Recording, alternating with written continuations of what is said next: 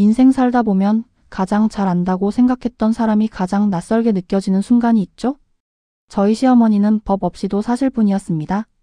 항상 빳빳하게 풀먹인 개량 한복을 입으시고 며느리인 저에게는 정조와 품위를 입에 달고 사셨던 분이죠.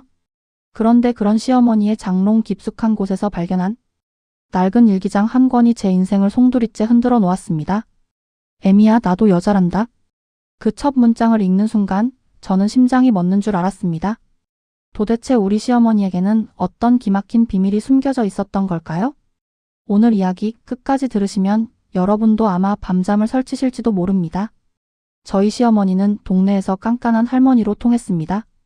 남편이 일찍 세상을 떠나고 혼자 몸으로 아들을 키워내신 분이라 자부심이 대단하셨죠.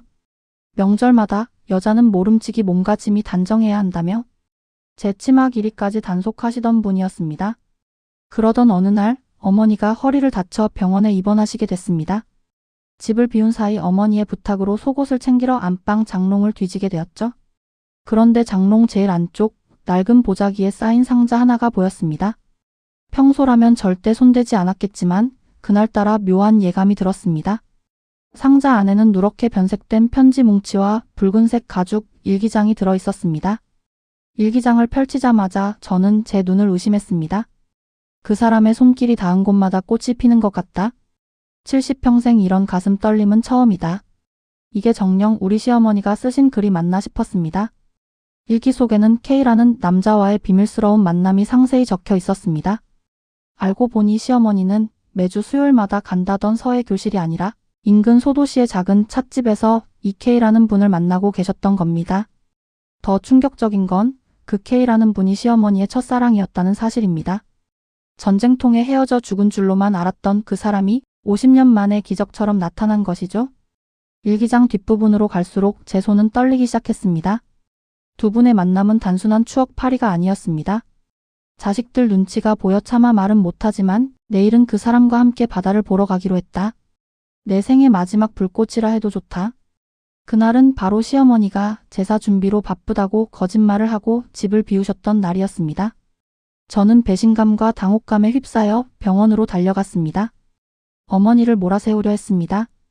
어떻게 우리를 속일 수 있느냐고, 평소에 하던 바른 소리들은 다 뭐였냐고 말이죠. 그런데 병실 문틈으로 본 어머니의 모습에 저는 입을 뗄 수 없었습니다. 어머니는 창밖을 보며 수줍게 거울을 보고 립스틱을 바르고 계셨습니다. 그 표정은 엄격한 시어머니가 아니라 설렘 가득한 20살 소녀의 얼굴이었습니다. 그때 마침 병실로 한 노신사가 들어왔습니다. 깔끔한 양복 차림의 K씨였습니다.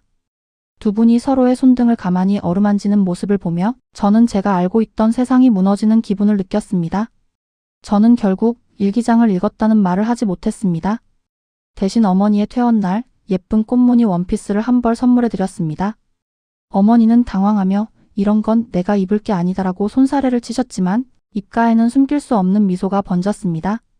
저는 그때 깨달았습니다. 어머니도 시어머니도 할머니도 그 이전에 뜨거운 심장을 가진 여자였다는 것을요.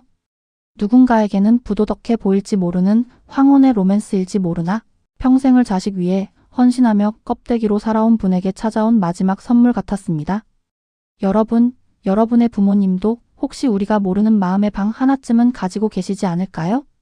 오늘 밤엔 어머니의 거친 손을 한번 꼭 잡아드리는 건 어떨까요? 지금까지 실화 사연 들려주는 유튜버였습니다. 구독과 좋아요는 저에게 큰 힘이 됩니다. 시청해주셔서 감사합니다.